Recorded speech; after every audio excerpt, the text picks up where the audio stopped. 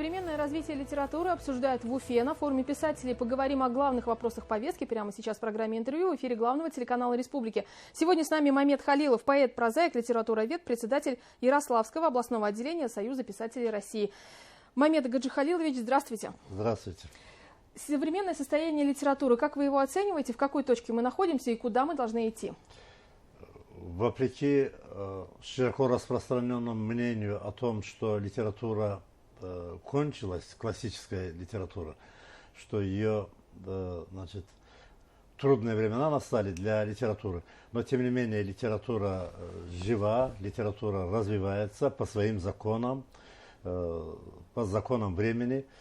И более того, на сегодняшний день я считаю, что расцвет российской поэзии, в том числе и поэзии республик в составе России, в том числе и башкирской поэзии. Да, есть определенные сложности с прозой. И эти сложности, они носят объективный характер, слишком неоднозначные процессы, происходящие в обществе, слишком сложна обстановка и слишком непредсказуем сам мир, в котором мы живем. И поэтому объемные, большие полотна, имеющие философские посылы, строящие образ будущего, такие произведения, только подступы к ним делаются. Но чтобы возникли такие произведения, должен быть целый пласт произведений, которые рассматривают, разрабатывают отдельные сегменты этого глобального вопроса. То есть литература развивается, и с литературой таких больших проблем нет. Если не считать проблемой сам язык, на котором пишется, потому что идет стремительная трансформация языка, засорение языка не всегда обязательными элементами иноязычной лексикой. Да, язык – это живой организм, какие-то слова с других языков, связанные с технологией новой, связанные с какими-то новыми вещами, мы вынуждены вносить в язык. Но они должны соответствовать строю самого языка, они органично должны вплетаться. И это должно быть очень аккуратное введение иноязычных слов в язык. С языком есть вопросы. Национальная литература, писатели и читатели, как они должны взаимодействовать? Или кто-то, государство должно вмешаться? Государство как заказчик, так скажем, заказчик. Многие удивятся этому слову, поскольку в современных условиях, когда Россия мучительно выбирает в этом сложном глобальном мире свой путь развития, свою идентичность, свою модель обустройства общества, наверное, востребован образ будущего, модель будущего, герои будущего, мифология, которая ведет к этому. В этом смысле определенный заказ со стороны государства есть. И вот тот форум, который здесь в Уфе проводится властями республики, ничего подобного за постсоветский период не было. Были какие-то большие мероприятия, связанные с юбилейными датами.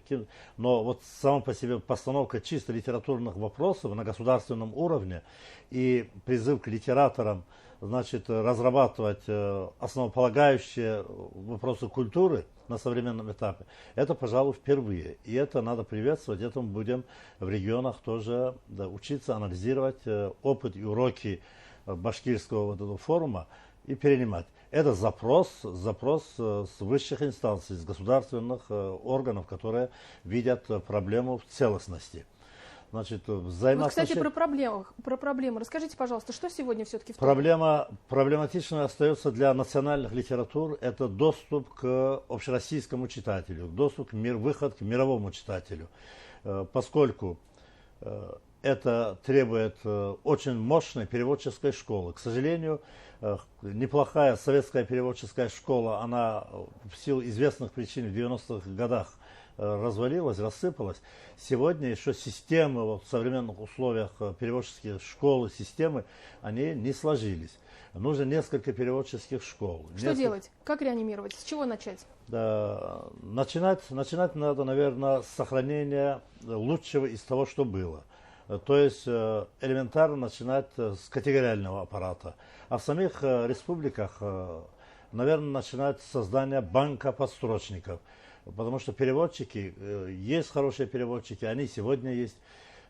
Значит, они должны знать, они должны иметь право выбора, они должны видеть этот материал, из чего выбирать, что переводить. Я сегодня, надеюсь, у меня такая возможность будет, предложу и руководителям республики, чтобы банк подсрочников был создан.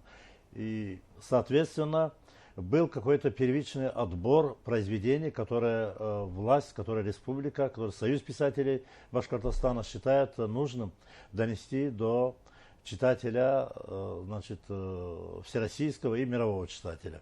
А переводы это, к сожалению, для национальных авторов, это единственный путь преодолеть тут языковые барьеры. А может ли быть преодолением таких барьеров поход писателей в школы, где также преподают родные языки? Вот это взаимодействие, оно рассматривается? Взаимодействие рассматривается, но, к сожалению, школьные программы в большинстве, они ориентированы не на это. Вот на ЕГЭ ориентированы, и ученик поставлен в такую ситуацию, и учитель зачастую, что начиная с 1 класса вытягивает ученика к отгадыванию вот этих ЕГЭ, вопросов ЕГЭ. Речь о воспитании, процесс воспитания в школе отделен от процесса образования.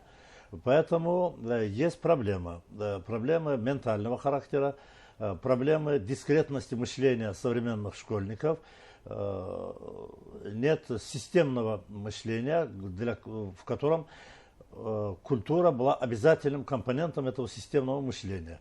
Конечно, здесь есть вопросы, и нельзя сказать, что государство этим вопросом не озабочено. Идут очень крупные дискуссии, как реформировать, как приблизить культуру, национальную культуру к школе, чтобы с детских лет эта культура составляла одну из органических частей личности. Скажите, пожалуйста, несколько советов начинающим писателям, с чего им начать, если коротко можно, пожалуйста. Любой талант – это всегда выход за рамки принятого.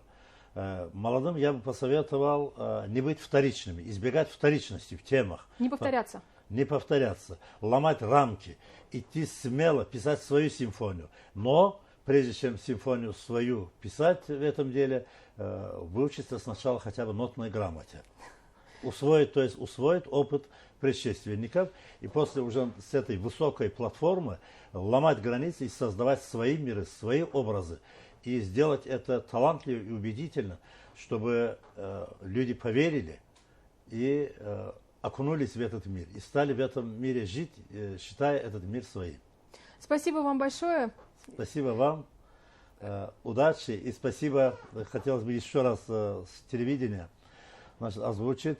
Председатель Союза писателей России Николай Федорович Иванов передавал большой привет башкирскому народу, писателям, руководству республики и просил поблагодарить за столь масштабное мероприятие, имеющее, безусловно, общероссийское значение.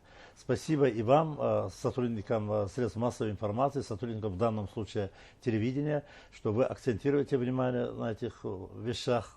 Спасибо вам.